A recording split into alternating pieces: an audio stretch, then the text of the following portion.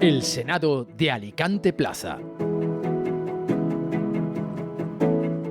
Se habla mucho de Estados Unidos, ¿no? De cómo Donald Trump se ha revelado, y esto no es sorpresa, ya lo llevaba haciendo pues, hace 8 años, cuando entró por primera vez en la Casa Blanca. Recordemos que esta es su segunda legislatura, interrumpida por el breve mandato de Joe Biden de 4 años, ese paréntesis demócrata, y que ahora ha vuelto tras la inflación con el gobierno republicano de Donald Trump. Y ahora un Donald Trump que está a tope, que no se corta, y viene a decir lo mismo que decía anteriormente, que es que ya no va a haber un sheriff mundial, que ahora hay un nuevo sheriff en la ciudad, en Estados Unidos, y que este sheriff no va a tener jurisdicción, o no es que no vaya a tener, sino que el propio Trump, el propio interesado, no quiere en el resto del mundo.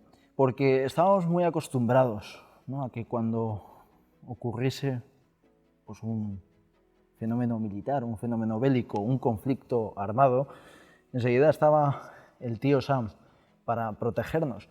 Y no me estoy refiriendo a países tan inhóspitos y tan menos desarrollados que nosotros como España, sino que también ocurría lo mismo en Europa. Porque si uno ve los números, si uno ve las estadísticas de la inversión militar, de la importancia de la industria militar en nuestro entorno, verá que Estados Unidos gana por goleada. Da un poco la sensación de que nos hemos relajado mientras Estados Unidos no había dejado de apretar el acelerador a nivel de innovación en términos de defensa. Ya llevamos años, a lo mejor porque sabíamos que esto podía pasar, en el que incluso gobiernos progresistas como el que tenemos ya se han encargado de escribir documentos y de establecer normativas y de establecer también una especie de proselitismo en el que se hablase de la importancia de fomentar la industria militar.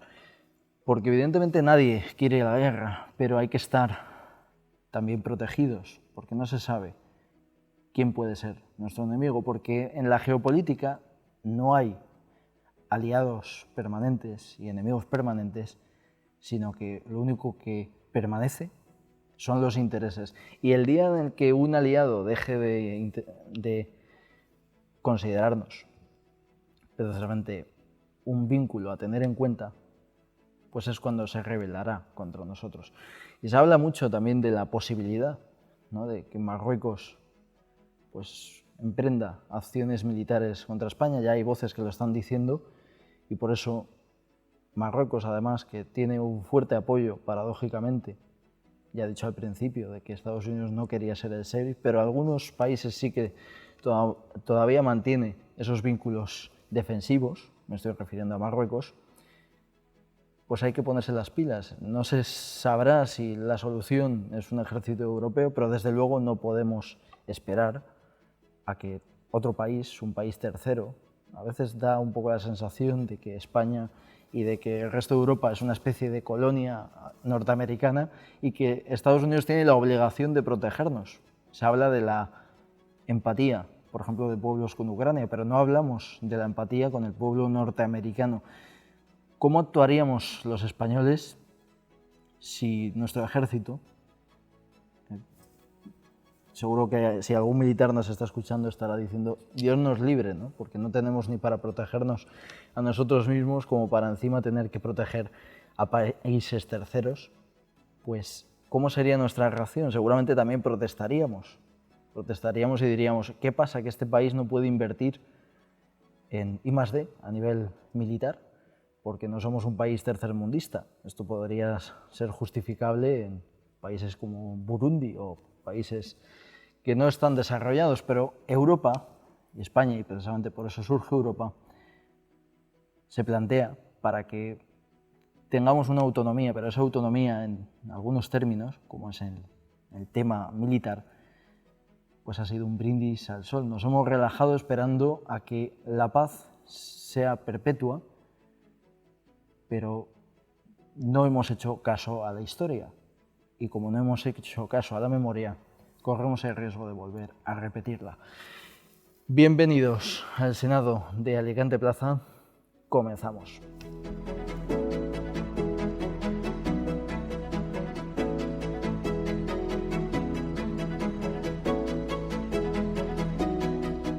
Nos vamos, como siempre, a nuestra librería de cabecera, Pincho & Co, para hablar pues, de un libro interesante, ¿no? Un libro que nos ayudará a comprender la importancia de la industria militar, y no solo eso, ¿no? Sino de lo elemental que es dejar la defensa en manos de las administraciones públicas, de lo público, del Estado, para que no ocurra lo que ha pasado, por ejemplo, en África, en el cual pues, los caciques de turno han contratado a mercenarios para dar golpes de Estado, porque al final los mercenarios, su única patria es el dinero. Y de eso habla precisamente, de la privatización de los conflictos armados, Francisco Rubio Damián, en Guerra S.A.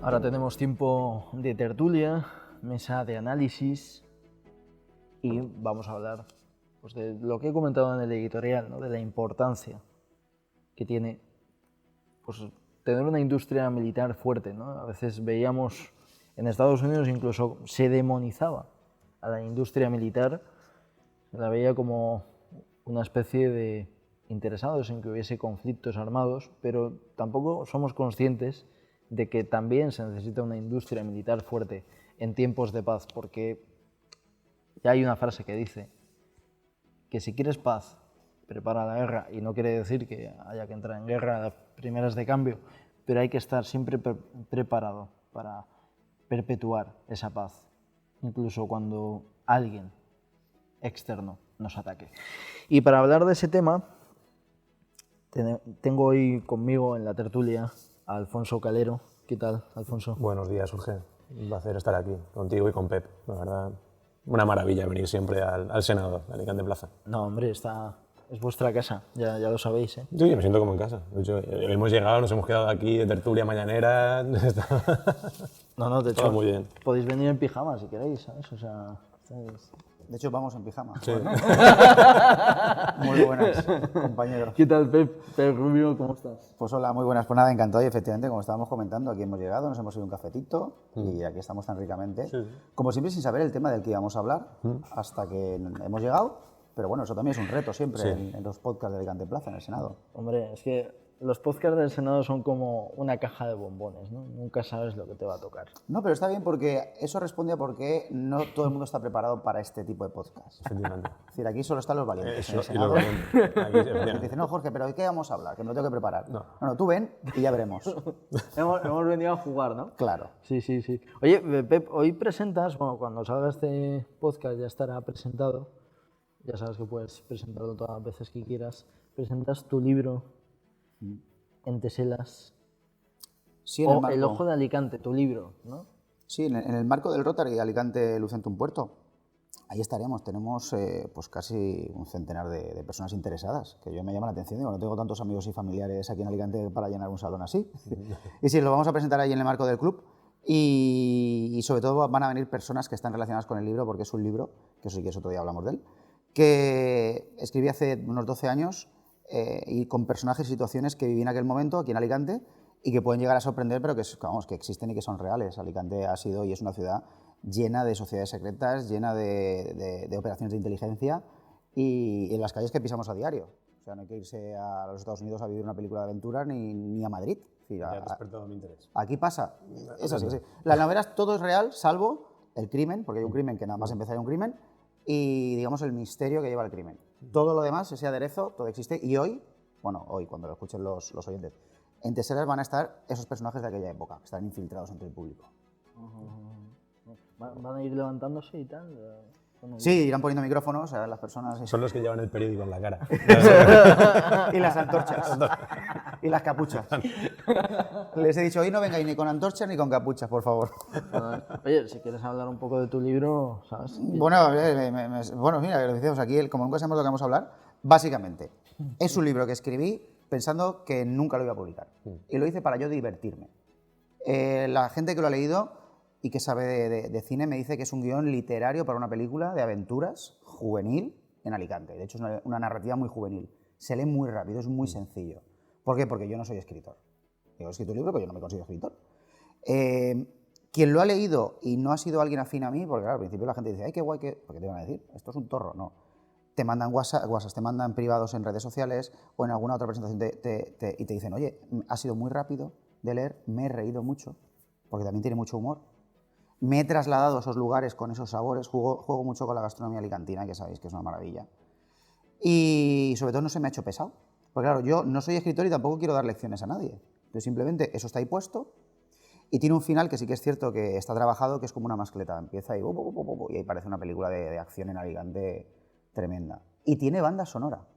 Porque un amigo compositor en Navidad me hizo el regalo de una banda sonora de 3 temas para el libro. Que hoy también, también va a estar en la comida, Adrián Arnaiz. Y la portada, digo, ya que he escrito un libro, se la pedí a Pedro Viejo, que era el anterior director de arte del Grupo Planeta, que en el mundo del diseño, de las portadas y del arte es muy reconocido. Y poco más, pero me sabe mal que estemos aquí hablando de mi libro, parezco Umbral. No, hombre, no. Es un placer. ¿Sabes? El Ojo de Alicante. Se agotó la primera edición, que eso no me lo habían dicho, porque soy un desgraciado, y cuando por fin en el Club Rotario Jesús Guilaber, el presidente, y Lola Peña me convencen para hacer la presentación, voy ahí felizmente a la editorial. Hola, voy a hacer... No nos quedan libros. ¿Cómo que nos quedan libros? Se ha agotado la primera edición. Vale, pues ¿qué hay que hacer ahora? Hay que imprimir una nueva edición. Perfecto. ¿Cuándo se puede hacer? Pues vamos a tardar un poquito porque resulta que hemos cambiado de dueño y... Bueno, no pasa nada. Pasan las semanas... pasan los meses. La gente...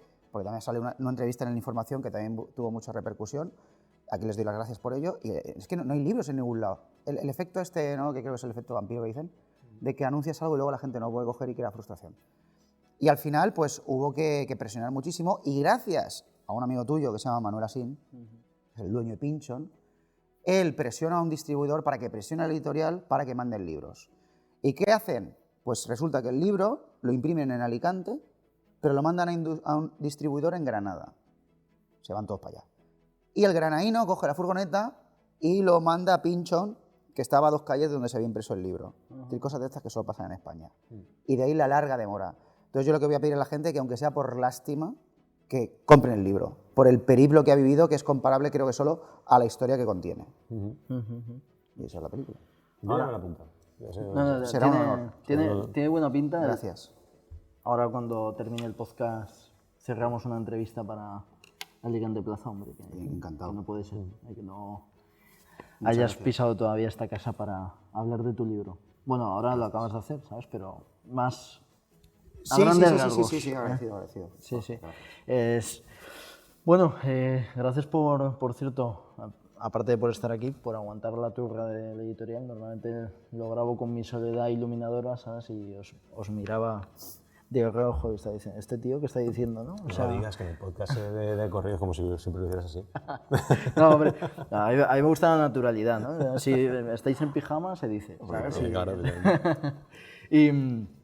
Y nada, pues el tema, ahora que dices precisamente, Pep, lo de la inteligencia, ¿no?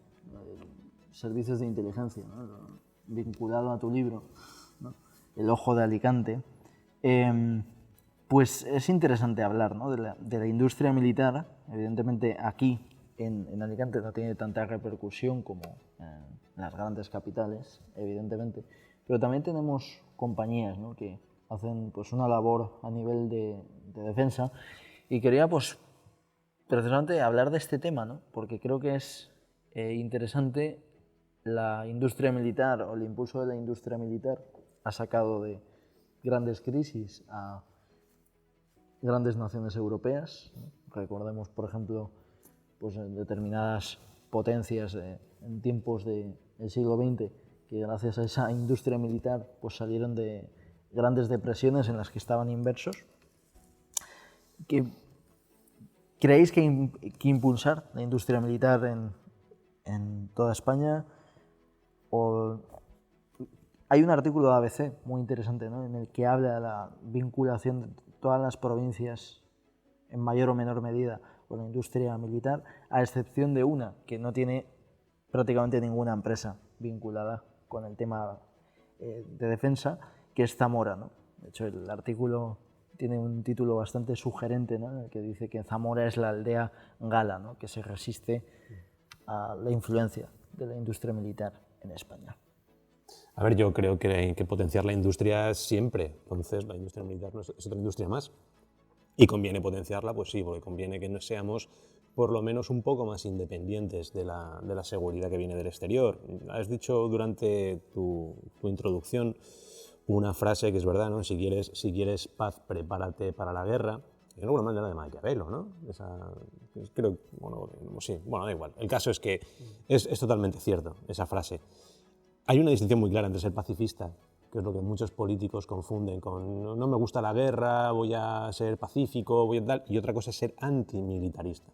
Es decir, no es lo mismo ser pacifista y estar totalmente en contra de la guerra que ser antimilitarista, estar preparado por si vienen a morderte, si vienen a atacarte. Creo que es, por ejemplo, Trump. Para mí, Trump es el claro ejemplo de político antimilitarista a nivel mundial. Él sí que está intentando mover una paz en Ucrania, puede que las condiciones no sean las mejores para los ucranianos y que no las quieran aceptar porque ven que Estados Unidos solamente quiere quedarse con las tierras raras, pero al final Trump lo que quiere es paz. Y está utilizando la estrategia del loco para, si venís a por mí, que sepáis que puedo tener una reacción desproporcionada en cualquier momento porque estoy muy loco. Pero lo que quiero realmente es que haya paz para poder comerciar. Pues estoy totalmente de acuerdo con Alfonso. Es decir, en este sentido, el primer pacifista yo creo que es el militar, porque es la persona que lo que no quiere es entrar en un conflicto. Es decir, un militar profesional de per se es pacifista. Esta imagen que tenemos de un militar tipo el de Loca Academia de Policía, que es un loco por las armas, eso si existe es algo pues completamente,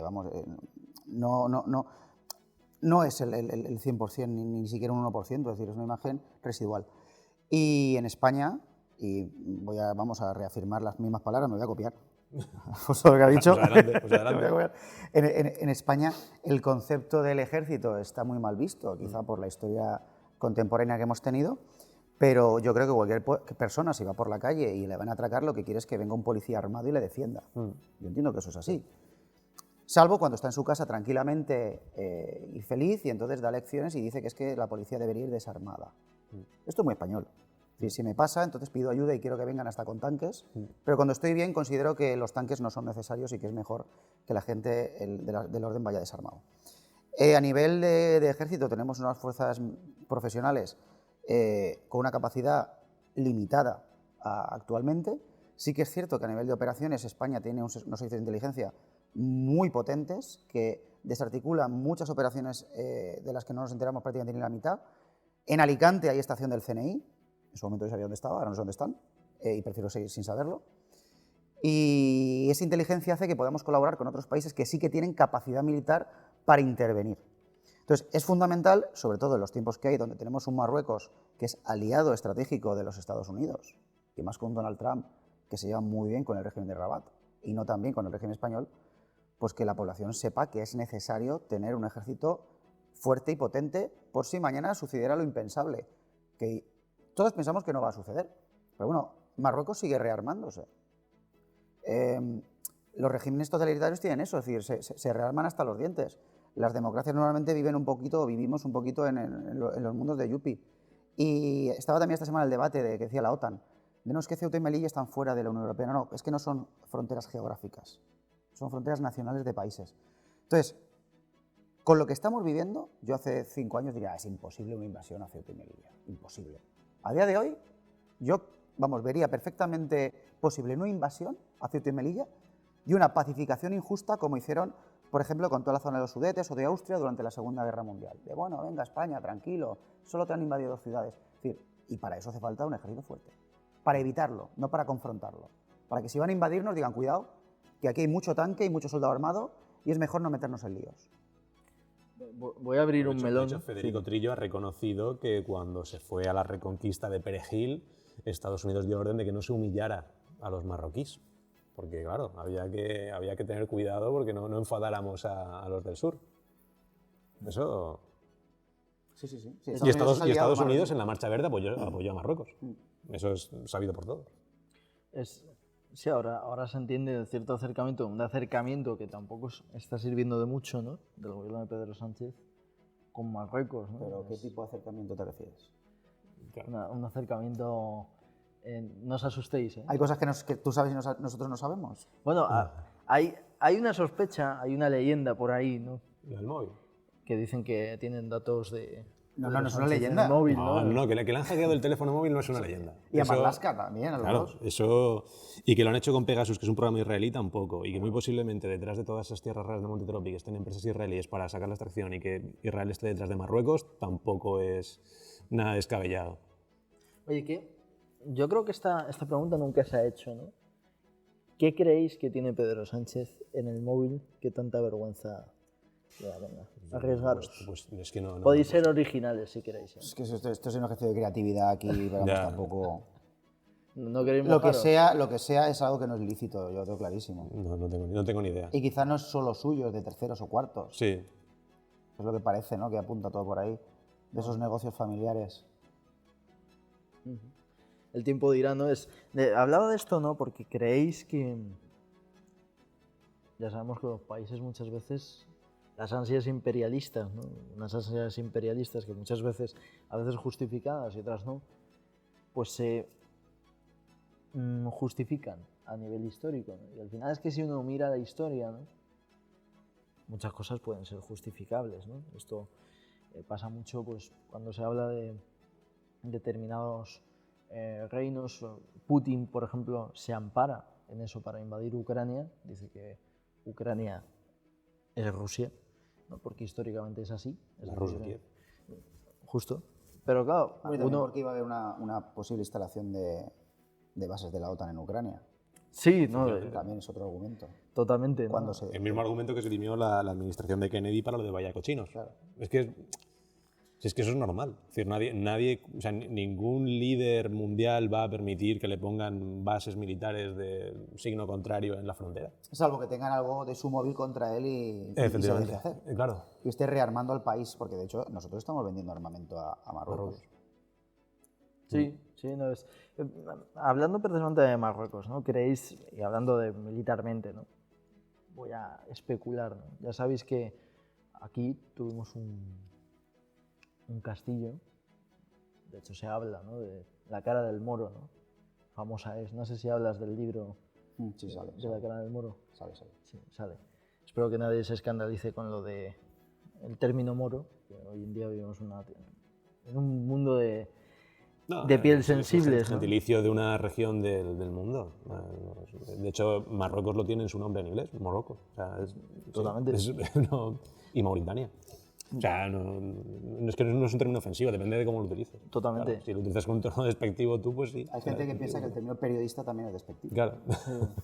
Bueno, es que es un gremio complicado, ¿no? Donde ser periodista no sé si es una bendición o a veces una maldición, ¿no? No, es una broma. Un abrazo a los colegas Es una crisis temporal. del gremio, ¿no?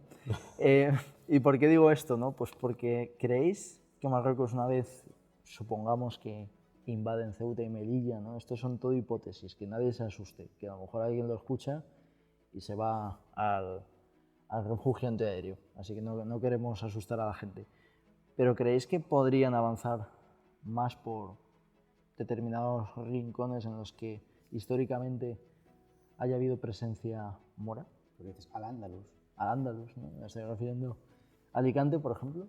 ¿Creéis que hay que protegerse por ese riesgo o no? Y por eso están abriendo tantos kebabs. Es una estrategia de infiltración como en la guerra de los Boer, ¿no? En Sudáfrica. Yo brevemente, a ver, digo que no. Digo que no, pero os digo que lo de Ceuta y Melilla, como decía antes, si hace unos años decía que es inviable, ahora perfectamente, y más con un Donald Trump que es antibelicista. Es viable. Es viable, Igual que una hipotética invasión de Andalucía la vemos como inviable ahora y a lo mejor dentro de 20 años dice, pues mira, hace 20 años decía que esto era inviable, pero a lo mejor... Sí. ¿sabes? Porque, y claro, es una invasión de guante blanco, es decir, de una entrada de militares que sobrepasan a las fuerzas que tenemos allí. Las fuerzas que tenemos allí no abrirían fuego porque, vamos, sería una carnicería. y llegaría Donald Trump y diría, oye, España, tranquilitos, que esto ahora es de Marruecos y no queremos guerra. Y Pero España se callaría. las agresiones a nivel internacional no distan mucho de las agresiones a nivel físico que puedas tener por la calle. Es decir, si tú vas por la calle y una persona te asalta, si tú reaccionas también con violencia, la probabilidad de que te peguen es menor que si te achantas y te haces un ovillo. Porque en ese momento, como que no te estás defendiendo, a lo mejor el que quiere pegarte te pega. Pues esto es igual. Si Marruecos va poco a poco avanzando, si se quedan con el Sáhara, si reconocen el Sáhara como suyo y España no se opone, si se quedan con las aguas territoriales que eran de España, que estaban en disputa y España no se opone, pues ellos pueden seguir extendiendo. Pueden extenderse a Canarias y si España no se opone, pues a Ceuta y Melilla. Ceuta y Melilla es más una cuestión estratégica para ellos y de orgullo. No hay nada, pero sí que hay tierras raras en las aguas territoriales de Canarias y que están en disputa ahora mismo con Marruecos. Y esas tierras raras pues se las querrán quedar. Pero ya digo, porque seguramente detrás quien está es Israel, hay empresas israelíes pendientes de extraer todo eso. Porque Marruecos no creo que tenga los medios. Me hace gracia lo de tierras raras, ¿no? O sea, es término para mantener la intriga, ¿no? De cuando se hace Decimos tierras raras referencia porque realmente a no tierras somos geólogos raras, y no sabemos ¿no? exactamente lo que Claro, es, pero claro, evidentemente son recursos que quieren. ¿Para Sí, qué? No lo totalmente, sabemos, porque es totalmente. secreto. Sí, no, pero la luego- industria, Sí. claro, No, pero luego para se fabricación de dice- teléfonos móviles, para un montón de... Sí, es una minería estratégica. Sí, de- exactamente. Sí, sí. No, luego dicen que no son tierras tan raras, que tienen minerales, pues eso, lo que Sí. dice Alfonso, ¿no? De los que se usan para los teléfonos móviles, ¿no? Son minerales que hace 100 años no valían nada. Justo de ellos. Claro. Sí, sí. Hablando precisamente, ¿no? de la industria militar, aquí en Alicante tenemos pues, la base de Rabasa, ¿no? De hecho, Alfonso, cuando le planteé el tema, me dijo, aquí tenemos la base de Rabasa y poco más, ¿no? Es decir, que no... Hay empresas militares, pero evidentemente no es un puntal económico, y aquí en España ninguna empresa militar tiene un puntal económico. Ahora sí que hay una más producción que antaño, evidentemente, porque ya no vivimos en esos tiempos tan pacíficos como antiguamente, ¿no? Pero ¿creéis que podría ser un filón, aprovechando pues, que aquí tenemos una base militar, dar Sí. un impulso a la industria militar aquí en nuestra tierra? Claro que sí. A ver, evidentemente, en un país normal sería un filón. Sí, y además en unos tiempos que corren ahora, porque evidentemente Donald Trump ha llegado a la política internacional, ha entrado como un elefante en una cacharrería y ha sacado las vergüenzas de la Unión Europea. Ahora se le acusa a él de incumplir el tratado de la OTAN, porque incluso algunos analistas han dicho que les convendría salirse, pero la cuestión es que quien incumplió realmente el tratado de la OTAN fue la Unión Europea, fueron los países, sobre todo de este lado del charco, que no han sufragado los gastos como correspondían según el tratado. Uno de ellos es España, que es el que menos invierte en defensa. Y entonces Donald Trump lo que ha dicho es no, se acabó. ¿Qué pasa? Que durante mucho tiempo a Estados Unidos le vino muy bien ser quien garantizara la defensa en Europa porque obtenían acceso a un mercado que era pues, de alto valor añadido, donde podían vender sus productos y podían comerciar con nosotros. Pero Europa desde 1900 hasta la actualidad ha pasado de ser el 80% del mercado mundial a ser el 20% del mercado mundial y ya no somos tan asequibles para los americanos, no somos tan rentables. Estados Unidos quiere expandirse ahora por el sudeste asiático y a los europeos nos va a dejar de lado con una vuelta a la doctrina Monroe de Donald Trump, que la doctrina Monroe, pues si alguien no lo sabe, es a los europeos no los quiero ver, pero ya no en América, en ningún sitio. ¿Vale? Es decir, Trump ahora va a ir por su lado. Pero en el fondo lo que está sacando no son nuestras vergüenzas. Es decir, la Unión Europea lleva desde la crisis de 2008 enrocada en burocracia y en políticas de gasto público que, siguiendo el símil que hacía Milton Friedman, equivalen al consumo de drogas, donde los efectos positivos vienen al principio, los negativos vienen después, y es muy difícil romper esa dinámica porque los efectos negativos de la recuperación son al principio y luego vienen los positivos. Cuando haces una política de recorte de gasto público, lo primero que te encuentras son con los efectos negativos. Por eso hay que ser muy solemne con la población y decirles, vamos a recortar el gasto público, vamos a pasarlo mal unos años. ¿Qué pasa? Que ningún político europeo se quiere hacer el harakiri. En ese sentido. Incluso estoy convencido que lo de mantener la guerra de Ucrania es por no querer decirle a la ciudadanía, miren, es que les hemos dicho que la inflación estaba provocada por la guerra de Ucrania, pero la inflación es un efecto siempre monetario y no está relacionado con la guerra de Ucrania. Y si acabamos con la guerra de Ucrania, la gente se va a dar cuenta. Entonces, claro, en ese sentido Estados Unidos es como el padre que entra en su casa, ve a su hijo tirado en el sofá, que está consumiendo drogas y lo coge de la oreja y le dice, no, se acabó. A partir de ahora te pones a trabajar, te vas a rehabilitar y te vas a curar de esta locura de excesivo gasto público y de excesiva burocracia. ¿Y Europa qué hace? Bueno, ahora vamos a gastar 800.000 millones en defensa. ¿De dónde los van a sacar? ¿Van a imprimir más dinero? ¿Va a haber más inflación? Vámonos todos al oro y al Bitcoin, huyendo de estos locos. ¿Y España? Pues, a ver, en Alicante evidentemente se podría invertir en industria armamentística. Tenemos la base de Rabasa, Aitex de hecho se dedica al I+D en temas de tejidos militares, pero somos un país que no puede aprobar presupuestos. Entonces, si no podemos aprobar presupuestos y el gasto en defensa depende del Estado central, ¿cómo vamos a invertir en defensa? ¿Cómo vamos a defendernos nosotros? ¿Cómo vamos a subir el gasto? Entonces, Pedro Sánchez fue a la reunión con los líderes europeos y dijo, no, la defensa tiene que ser un bien público, como en la pandemia, que nos den más dinero desde Europa para defendernos nosotros. Y al final es de hacer de la defensa un servicio público, que cuando las tropas de Putin estén en frontera con España, llega un funcionario español y le diga, relléneme una declaración responsable, ¿usted para qué quiere entrar en España? Gracioso, ¿verdad? Pues así fue como los franceses invadieron España en 1808. No, vamos a Portugal, déjenos pasar. Ah, sí, claro, si van a Portugal les dejamos pasar. Sí, sí. Es una locura. Es que el planteamiento es una locura. Es decir, Donald Trump es un loco, sí, está siguiendo la estrategia del loco, pero cuando él nos mira a nosotros, ve que tenemos un presidente del gobierno que para aprobar presupuestos depende de un tipo que está fugado de la justicia en Waterloo y de dos partidos que se están enfrentando en el País Vasco porque son contradictorios entre sí. Y un supremacismo catalán Sí. que ahora ya lo verbalizan directamente Sí. y nadie se escandaliza. Eso lo dice otro y enseguida... No sé. A raíz también de lo que... efectivamente, ¿no? esa vuelta a la doctrina Monroe. Sí. Es decir, que es así. Esta semana, por lo menos a nivel de intención, la propia Europa parecía que se ponía las pilas, como has comentado. Macron también anunciaba un aumento en defensa, el primer ministro británico también, los alemanes también iban a crear un fondo de defensa. Y eso lo que ha hecho es algo que básicamente es virtual, que es que las acciones en defensa en Europa han subido. Es una cuestión virtual, porque a nivel de inversión ya sabéis cómo funciona esto.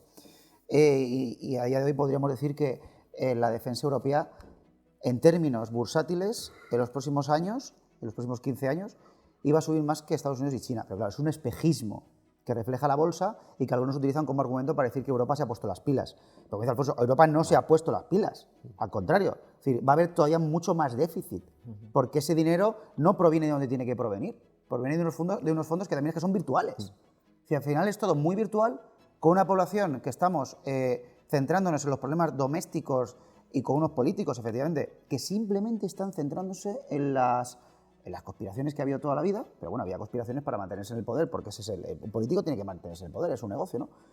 Pero no a costa de su propio pueblo.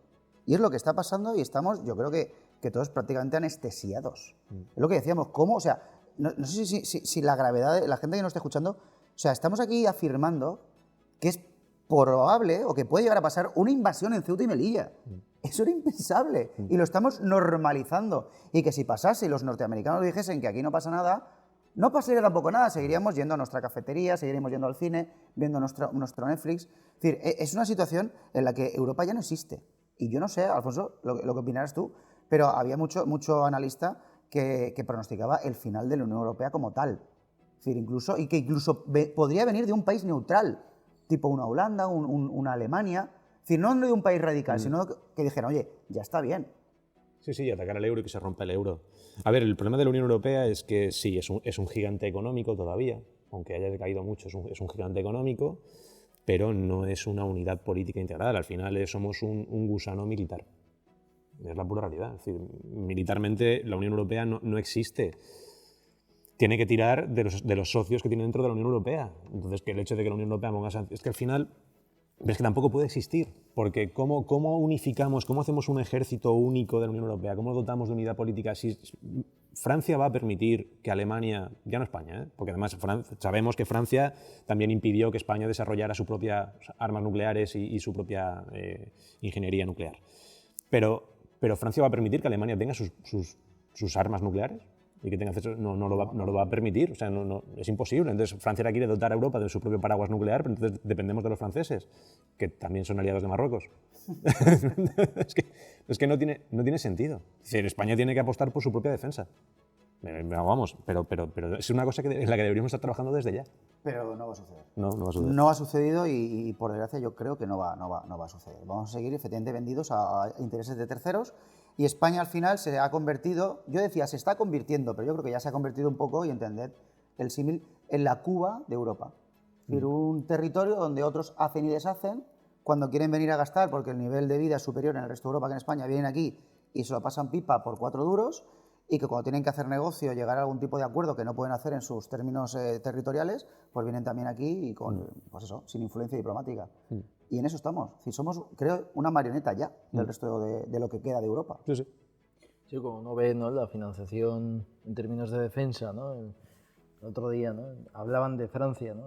Francia como posible paraguas, ¿no? Macron ha ofrecido ese paraguas nuclear. Pero lo que dicen, ¿no?, ¿cuánto va a durar? Porque en 2 años se va a ir, ¿no? O sea, es que uno ya no puede repetir. 2, su partido es que no existe, o sea, su partido fue una plataforma que se creó para que él llegase al poder y ya está. No hay alternativa a su liderazgo, ¿no? O eso veremos, ¿no? Todavía quedan 2 años, ya sabemos que 2 años en política es mucho tiempo, y luego hay que ver, pues, la actitud de su relevo, ¿no?, en el Elíseo, ¿no? Habrá que ver qué pasa. Pues nuestro tiempo se termina, lo siento de veras porque estoy muy a gusto, estaríamos horas hablando, ¿no?, pero desgraciadamente la gente, pues, se cansaría, ¿no?, de escucharnos, aunque sea muy interesante. Así que eso, como siempre digo, esta es vuestra casa. Gracias, Pep. Gracias, Jorge, muchas gracias. Un placer, Alfonso, como siempre. Nada, igualmente. Un gran abrazo y leeremos tu libro, ¿eh? Eso sobre todo. El ojo de Alicante. Si puedo dar un hueco, voy y lo compro. Mientras está ahí, voy. En Pinchon. En Pinchon. Pues ya está. Ahora voy. Ajá. Genial. Pues, Alfonso, no te robo más tiempo, que sé de No, que tienes que ir a comprar el libro de Pep. Exactamente. Es justo lo que tengo que hacer ahora. Justo. No, pero sí, me gustaría comprarlo cuanto antes, no sé que se agote. No. Además, lo hemos dicho por aquí, aunque esto se publicará la semana que viene. Tiene que ser muy interesante. Sí. Sí. Y yo te digo, habrá entrevista en Alicante Plaza contigo. Estupendo. Y nada. Un placer estar aquí, como Alfonso. siempre, y con vosotros dos. Y yo me he encantado siempre que me llames, aquí estaré. Gracias por vuestra lealtad. Un placer. Y que no sepamos los temas siempre es una aliciente más. Sí. No. Ojalá España tuviese unos aliados como vosotros y no fuese Estados Unidos, ¿no?, que te ha dado la espalda. Salen más espontáneos así los debates. Totalmente, Sí. totalmente. No, yo creo que la gente lo agradece, ¿no? A que sí. Ahora se escuchan, sí. Sí, claro. Ahora le ponemos en casa. aplausos. Que le den el botón de aplauso. Justo. Víctor, aplauso. Y ahora, eso. Un abrazo muy grande a los dos, y gracias a ustedes por escucharnos. Sean buenos, sean felices y hasta pronto. Un gran abrazo.